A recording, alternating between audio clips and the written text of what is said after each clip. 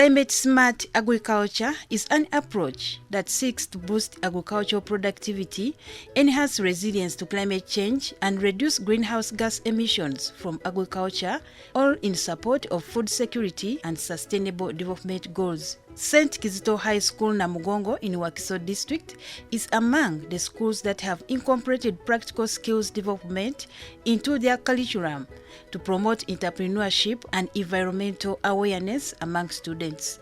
Learners participate in projects such as waste recycling and smart urban farming, equipping them with valuable green skills for future careers while also encouraging sustainable consumption and production within their communities. Building on these efforts, the school hosts an annual Green Expo, which provides a rich learning experience for all participants. During the event, students showcase exceptional skills and innovative solutions, demonstrating their commitment to environmental sustainability and creative problem solving.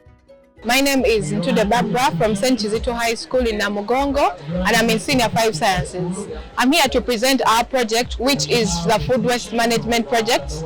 In this project, what we are trying to do is to show you that we can utilize the food that has been thrown away to come up with feeds for our animals, feeds for our birds. And here, this is our first step, where we collect the food from. So as you can see, we have a tank below it, so that in case of any soup, any water, it just drips down. And as a brief summary on what we use the water for, or the soup, we use it to come up with compost manure.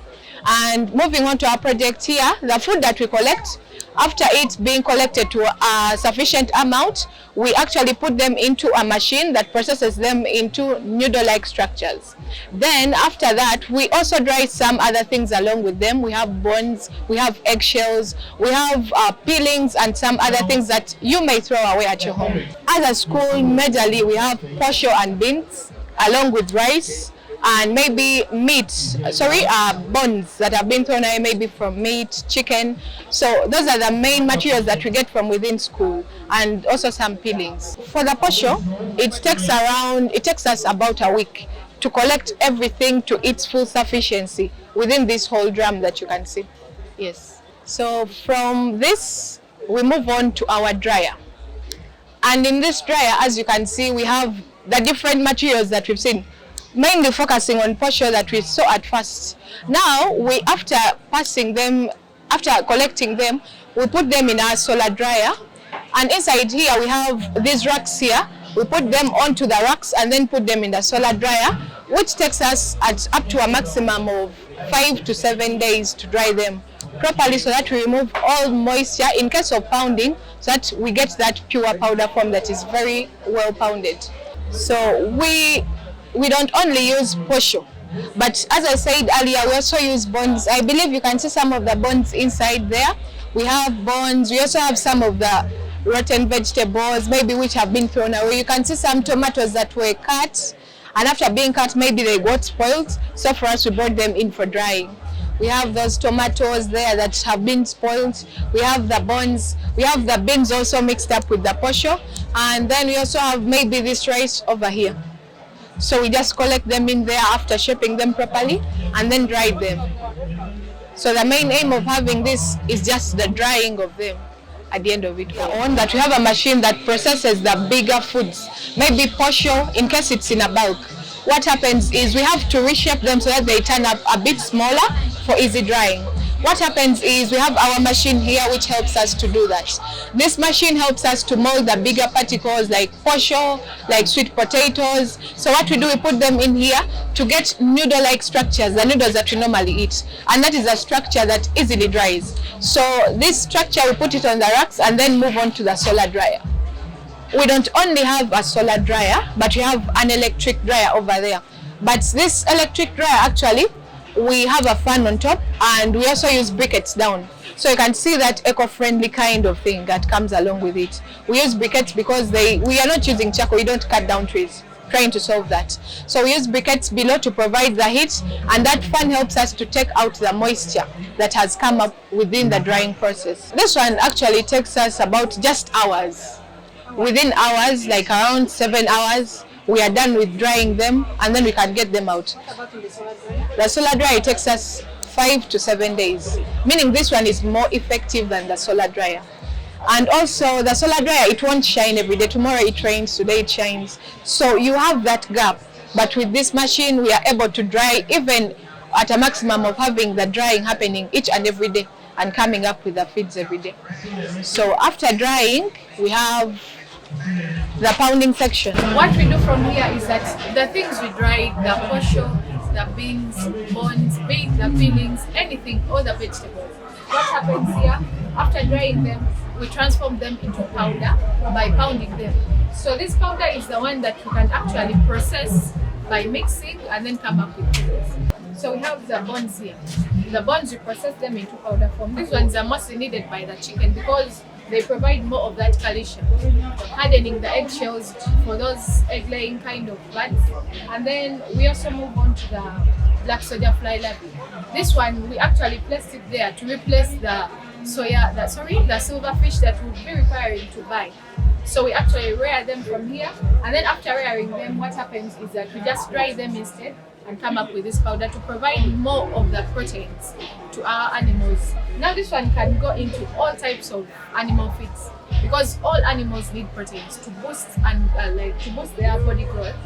Moving on to the eggshells, these ones we transform them to the powder form, and this powder form is used mostly to the birds, the egg-laying kind of birds. They still have that same calcium, and at the end of it all, you will have birds or your chicken that will be laying eggs that are actually more productive and more hard, the harder eggshells.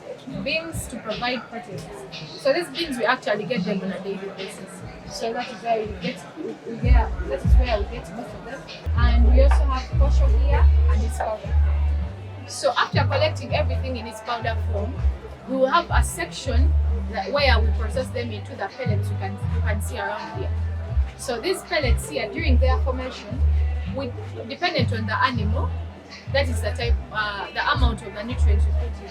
Now let's look at the chicken. We put in the eggshells a different amount, beans, the powder, then we put them into that machine that makes them into the pellets.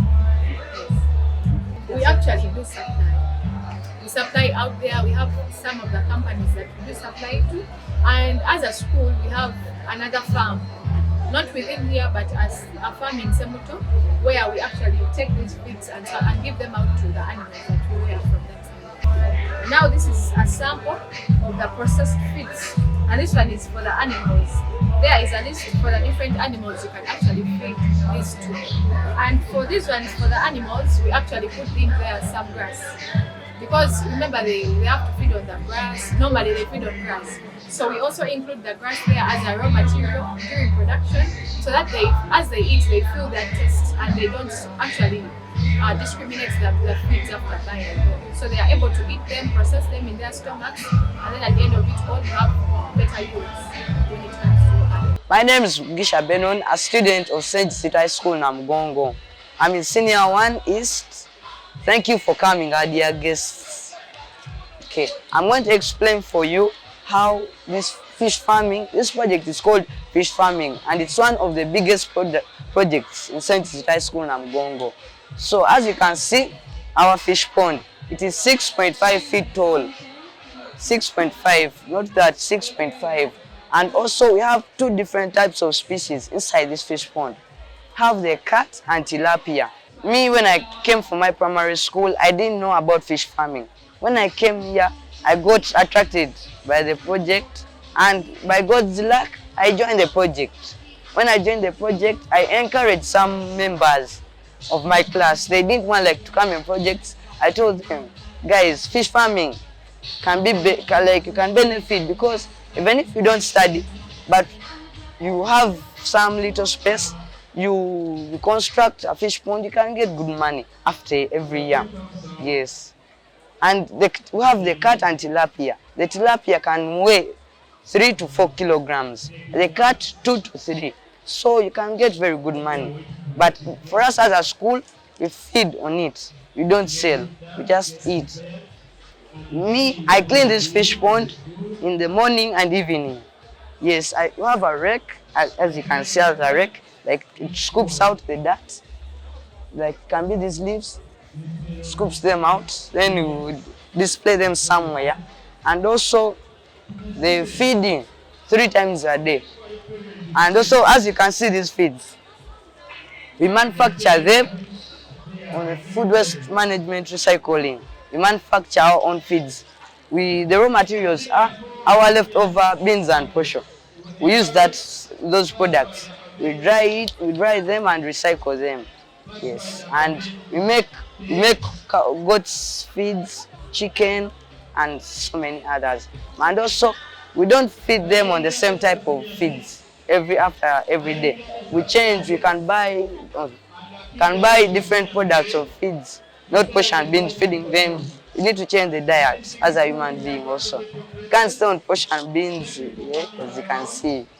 My life has changed because I've gotten this opportunity to come and speak to the world and tell them about fish farming.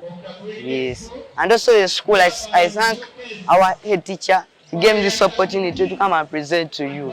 As I told you, even if school fees has failed to be produced, you can convince your parents. Like for me, we have a farm. You can tell them, I'm about to tell them, but just because the space, yes, space is not that much. My name is actually Henry. I'm a senior 5. I'm doing arts, geography, entrepreneurs, and then agriculture. I'm going to take you through the financial statement of our fish farm. We are doing the financial statement, we do it yearly, not monthly.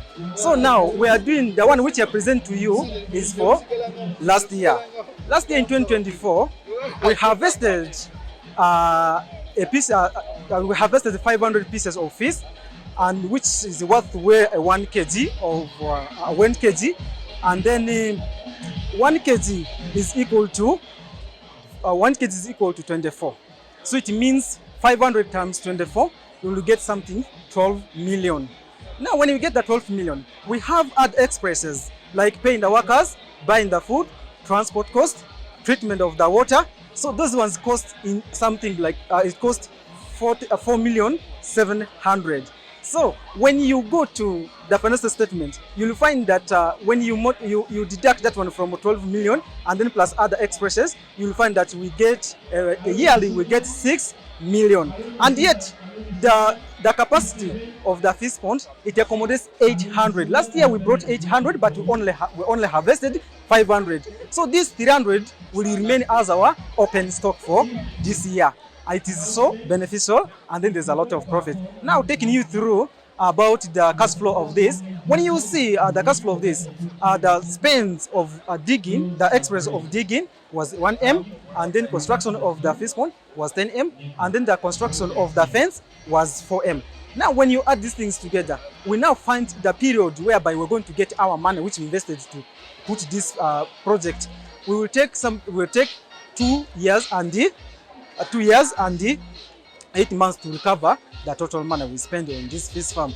Otherwise, that 2 million, that 2 years is not that too much. It means 2 years, when you get all your money back and then start making a profit, it's okay. Through smart urban farming, the students are growing fresh vegetables like mushrooms, compost manure making, and new technologies like hydroponics have been adopted.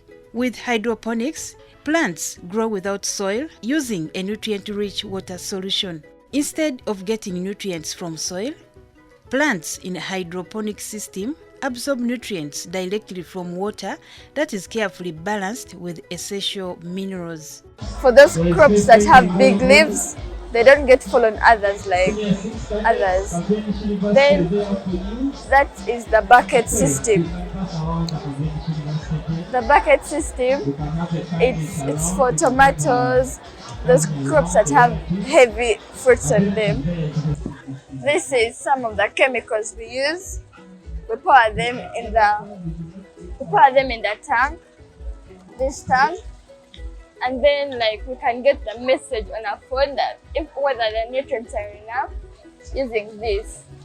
But then this tank supplies water to all of them, and then we don't use the same water all the time. It goes back for repurification, and plants have enough space. Not like plants can't compete for water, for all the nutrients because they're ever there compared to the soil. And then they got very fast supplying food to the whole area. My name is Baseke Esther Opai, a student at Kizito High School Namugongo, Form 1 West. And I'm here to take you through our mushroom project. So I'm going to first take you through the procedure used while growing the mushroom. As we are growing our mushroom, we don't use real soil, but they are materials that we use to act as the soil. And these materials are crushed maize cob, sugarcane bagasse, cotton husks, and tree dust. But as for us here at school, we use cotton husks. So we get these cotton husks, soak them into water using hydrogen peroxide for 24 hours. After the 24 hours, we drain out the water and get the cotton husks and put them on a clean floor where we mix rice bran or maize bran into the cotton husks. After that, and this rice bran acts as a fertilizer. We get our polythene bags, as you can see here. We pack 2 kgs or 2.5 and tie them very well. Take them for steaming in a very big saucepan, where in the saucepan we first put wood because these polythenes are not supposed to reach the water. So we keep them for the steaming for 5 hours or 6 hours. So after the steaming, we remove them and put them still on a clean floor where they are allowed to cool. After the cooling, we put our spores or the spawn, anything you may decide to call them. So we tie them very well. Make sure that there is no space. Make sure it's very tight. And we put them into our incubators. And these incubators are dark, cool, to give them the necessary conditions. So they've been in the incubators for 14 days. After the 14 days, they are removed and cut. As you can see, there are some cuttings here in our gardens. Actually, they are called gardens. So they are cut and brought to the mushroom garden. Now this is our, let me call it a mushroom house, and put on strings, as you can see. So after like 4 days of hanging, they will start sprouting. Like they start coming out. And the reason as to why we cut them, to give them room for germinating, sprouting out, and to also allow the water, as you're watering, in case the polythene is not cut, the water may remain there and it will start changing its color from white to green. So it has to be cut to allow the water to drip down into the house. As you can see, our floor is very wet. Actually, not wet, very wet, but wet. When you harvest, for example, I remove this one. Imagine it's big. I harvest it, I just keep on watering it. Again, another will sprout out. Because remember, I put a lot of spores inside this garden. So once the other spores are used up, the other ones that have remained inside will also germinate out. So they will keep on until the spores get used up, are done from the garden. That's when they will stop germinating. Actually, this project is a very good project because I've been doing this project ever since my primary 6, and I really like it. So for us here, when we harvest this mushroom, we can either sell them or give them to the school. Like we eat them as veggies. Yeah. So in a day we harvest 30 kgs, of which each kilogram is 8,000 shillings. So imagine I'm selling my 30 kgs at 8,000 shillings every day. Yeah, every day, that's money. So me as a young child, I can start up this mushroom project at home. Okay, hello dear viewers. Here before is Nelson. I'm going to take you through the process of compost manure production. In our environment, most of the people like to deposit things anyhow, like biodegradable waste such as food waste, animal waste like cow dung. They just deposit anyhow. But we at St. Kizito, young youth, we decided to come up with the compost manure production. And what you see here is how we make the compost manure. Yeah, we have 3 pits where we put in our biodegradable waste. The first pit is where we put in our fresh biodegradable waste for them to decompose. They take a period of 3 weeks for them to decompose, but we keep on turning to allow the decomposition to take place. After the period of 3 weeks, we transfer them to the second pit, which is here. Also, to give room to that biodegradable waste which wasn't decomposed to be fully decomposed. After that period, we just transfer them to our collecting pit here, where we have a fully decomposed manure ready to be used in our garden. But before we take it there, we know it can be producing the bad odor. So to solve that, we use the ash or the briquette powder to reduce the bad odor as we mix. Then if you don't want that, you can just dry it. Then after you crush, produce this powder.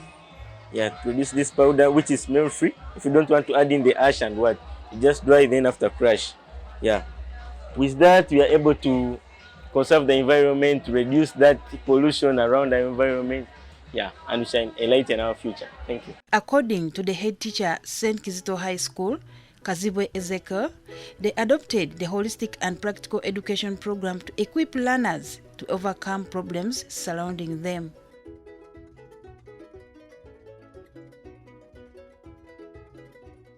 Owing to the climate change problem, we have come up with a number of skills that are intended to address the challenge of climate change.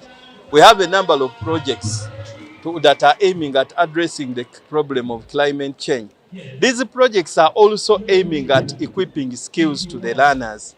We started this program, we call it Holistic and Practical Education Program, and it is aiming at equipping skills to the learners to make them function well in society, and also to equip them with the necessary skills that will help them navigate the problems around them, especially concerning climate change.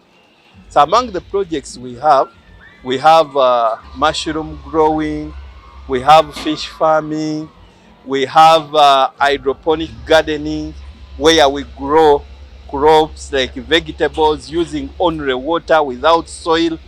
St. Kizito High School Namugongo's integration of smart agriculture into its curriculum provides a powerful example of how practical skills, sustainability, and community impact can be effectively intertwined. Through innovative practices such as vertical farming and recycling waste for animal feed, the school not only minimizes food waste but also equips students with valuable, marketable skills and entrepreneurial mindset. This forward-thinking approach to education serves as a model for aligning classroom learning with both national and global development goals.